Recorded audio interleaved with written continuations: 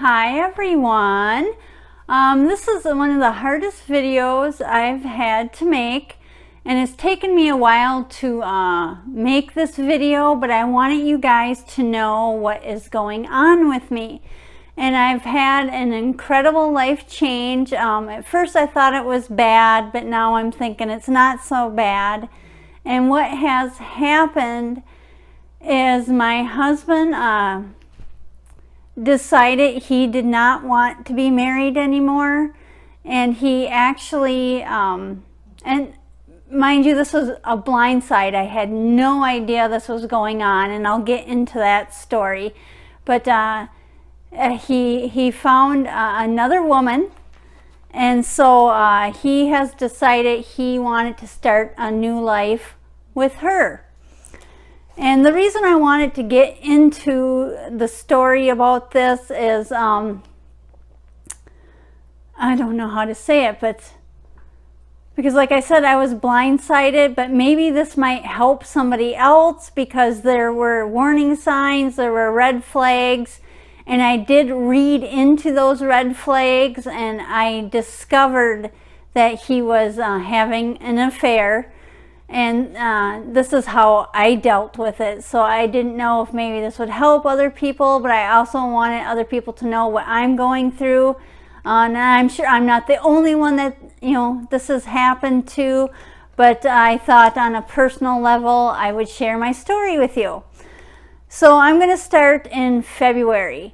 And it was the beginning of February, and I had told my daughter this, to my oldest daughter. I said, geez, I'm going to opt out his name here. I'm not going to say his name.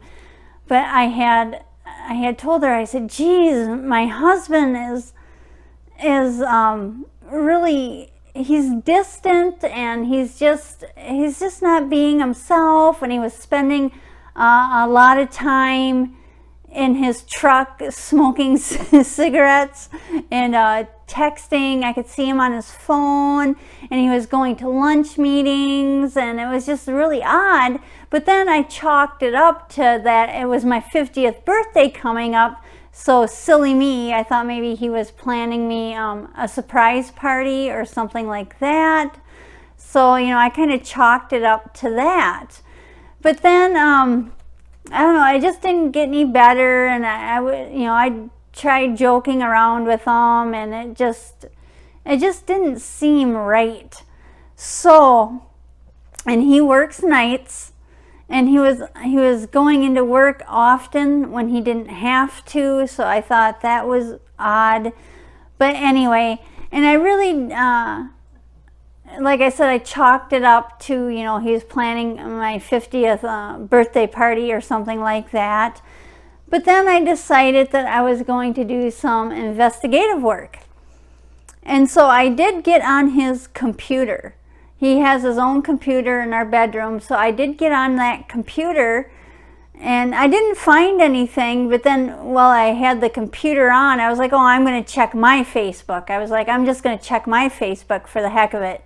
So I typed in Google, Facebook, and then Facebook popped up, and lo and behold, boop, up comes his Facebook.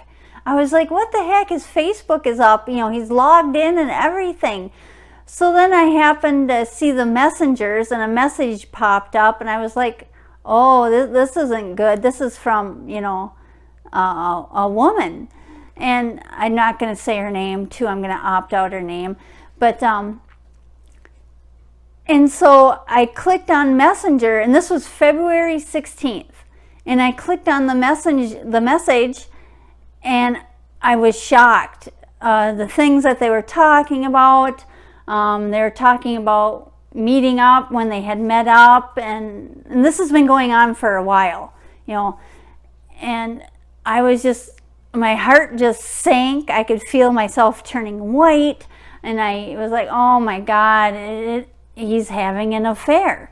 So then I went through the messages, and I was able, it took me 3 days to do this, but I scrolled through the messages, and I got all the way to September, and that's a lot of messages. And I let me see there. Whoop, I don't want to show that, but this is the messages. I screenshot every single message, and then I printed it out, and on each of these pages is 4 screenshots per page. So I went through, it took me 3 days to do this, and I could watch them talking to each other too, because mind you, he's at work on his Facebook, on his phone, you know, and I don't know where the hell she is. She's at home, I don't know. But, and I could watch their messages coming through as they were speaking with each other, just and I'm like, oh. So, you know, I screenshot everything, and I did learn a lot. Some things I didn't want to know, but I know now. But, and so I screenshot all of those, and this was February 16th, and on February 19th, I was going on a vacation to go see my sister and my mother. So there really wasn't much I could do about it. Plus, I needed to process all this in my mind, and then I needed to figure out a plan, because it was clear to me that he was going to leave. But he had a deadline, but I'll talk about that deadline later, because it ended up being an earlier deadline. But anyway, and so I learned a lot, and then I went on my vacation, and then, and while I was there, I knew, and mind you, he had taken vacation from his work to watch our children, and they do go to school, so, but on, I know that she was actually coming to my house on a Tuesday, and I knew about that. And so what the funny part was, and I knew what they were going to do, I mean, it was pretty obvious, but so me and my sister were sitting in her garage, and we were trying to think of text to send him, because I knew he would be getting busy, if you know what I mean. So we were thinking of text to send him so his phone would constantly be going off. And so I did do that, like, how are the kids? Does you know, my daughter Tabitha miss me? You know, we just one text after the other. But we didn't want to make it too obvious, you know, because we didn't want him to know that I already knew, because I needed to get as much info as I could. So we did do that, and then and then when I came home, you know, and it was funny, because they were talking, him and his woman, if you want to call her that, we're talking about, and this, I found this out when I checked his messages again, but they were talking about, oh, I hope her plane isn't delayed and that she can go, because it had snowed that day. And but anyway, I'm not going to get into that. It wasn't funny then, but it's funny now how they were talking. And I got back from Virginia. I did have a good time. I really didn't let this bother me. You know, I was able to do some more detective work while I was in Virginia. My sister helped me, and we did find out some more information that way. I'm not going to say what it was. So I got back, and I still didn't let him know that I knew. I just pretended like I didn't know, and it was very, very hard to do, because all I wanted to do was scream at him why, and I wanted to, you know, just, I was angry. And I wanted to, I had a whole bunch of things going through my head, but I pretended I didn't know. And then I guess finally he couldn't take it anymore. And he did tell me it was over, and he did that via text. Yes, text message while he was at work. He still had no clue that I knew, and that's when I let him know that I knew that he was having this affair. And just so you know, she is also married, and in my opinion, she was building her safety net with my husband, because her marriage was bad, so she needed to find somebody I know she works and I know where she works, but she needed to find somebody to be with so she could leave her husband. And I could tell that because there's all their conversations. But just the way she was talking to him and the way she groomed him, telling him how handsome he was, and the things she did with him, because there are pictures. I'm not going to show those. And just the things that she was doing with him to get him hook, line, and sinker, and it worked. And that's the power of PUSSY. But she groomed him. She and I'm not saying that it's all her fault. It's not. It's my husband's fault also. But I'm just saying, he fell for it, hook, line, and sinker. And I don't know if it was because he wasn't happy in our marriage. And I just want you guys to know we never fought in our marriage. We weren't the fighting type, and this was a complete blindside. And I will read you the text where he told me it was over, and he does blame me for everything. But I will go over that when I read that text. But I didn't print those out. Those are actually in my phone. So I'll just insert it with a narration. I'll read that for you.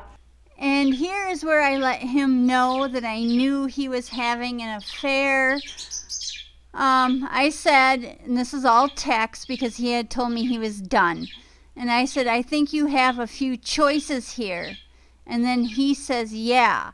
And then I say, I can go to 62, and I'll leave the rest of the address out, in Litchfield, and say hi to, and I'm not going to say the woman's name, and her husband. If blankety blank's too busy fucking you in my bed, I can just talk to her dickhead husband, because that's what she called him in the messages to my husband. She called her husband a dickhead all the time. And then he says, oh really, and what have you been doing? And then he said, yep, nice, so what's the point? And then he goes again, you have a point to all this? And I said, yeah, I'm not a dumbass. And then a few more things were said. And then I had asked him in the text before, I had asked him if he had another woman. And his response was no. So I said, I'm super mad right now. You lied to me. I straight up asked you if you had another woman, and you said no. And then he said, yes, I did lie about it. You are correct. And then I said, I don't feel sorry for me. I feel sorry for our kids. And then he says, and the reason is she doesn't need to be involved in this. This is between you and I. This started because I was unhappy with our marriage. And he goes, I'm sorry you can't accept that. This would have never happened if you would have been the wife you should be. Yeah, I guess I should have been the wife. I should have been, but I wasn't, I guess. And then I'm skipping through this, some other things, and then I said to him, how long do you think I've known about this? And he says, I have no idea. Why don't you tell me? And I said, 3 toner cartridges worth of screenshots. That's how long. I'm real good at refilling toner cartridges now. But that's the gist of the text. There's more, but it's too long. But that is what is going on in my life. And he did leave. And mind you, remember I said that he had her over here in our house? Well, they did have sex in my bed. And I did... The day that he told me, well, the night that he told me, he said he was going to come home in the morning. And I'm like, he said he was going to stay for 3 months to help me out. And I'm like, what? Help me out? What help do I need? I mean, he obviously thinks that I'm going to be destitute without him. I don't know. But he wanted to stay for 3 months to help me out. That's what he said. But that didn't happen because, and you got to remember, my emotions were, I went through some crazy emotions. I was angry, I was upset, I was sad, I was crying. It was a roller coaster. And so I made a big show of ripping the sheets off of my bed, and I took them outside and I lit them on fire, and I will insert that short clip of that video here. And I told him to get his shit, and he better grab what he could because there was going to be one hell of a bonfire. And he did grab his clothes and he left, and then I put out the fire. I didn't burn everything. I don't know why I did that. I was just so angry, but I just made a big show of it. I think it was to show him that I wasn't going to take his shit anymore, or what have you. But, and then he came back that night with a police officer and his brother, and he took one of our dogs and some more of his stuff. And now, nobody get upset about the dogs, because we did have 2 dogs, and I did not want the dogs. I was not very bonded to these dogs. And mind you, the kids, you know, I got kids here and I got to think about them, but these dogs weren't very well trained dogs, and they were his dogs, so yeah, he can have the dogs all he wants. I really didn't care. But my kids are upset, you know, because when he came with a police officer, because I wanted to tell my children everything. I wanted to sit down with them, with him, and tell my children that what was going on, but that didn't happen. When he came in with a police officer, my kids kind of found out that way, so I feel bad about that. They were crying and screaming, and it was super sad, but I guess there's nothing I can do about that now. But yeah, that's my story, and I'm sticking to it. So that is what is going on in my life. One thing I did do is, because eventually I'm not going to have health insurance or dental insurance through his work anymore. We are not actually divorced. We are going through the process, I guess.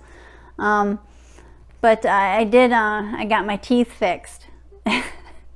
So I did go to the dentist and I got my teeth fixed, and he paid for it. So anyway, but because he's going to be paying child support. He's got a good job, so the child support isn't minimal. And nobody tell me, oh, you can get alimony. That's not how that works. In order to get alimony, a person has to be, the other party has to be pretty wealthy, and he's not pretty wealthy.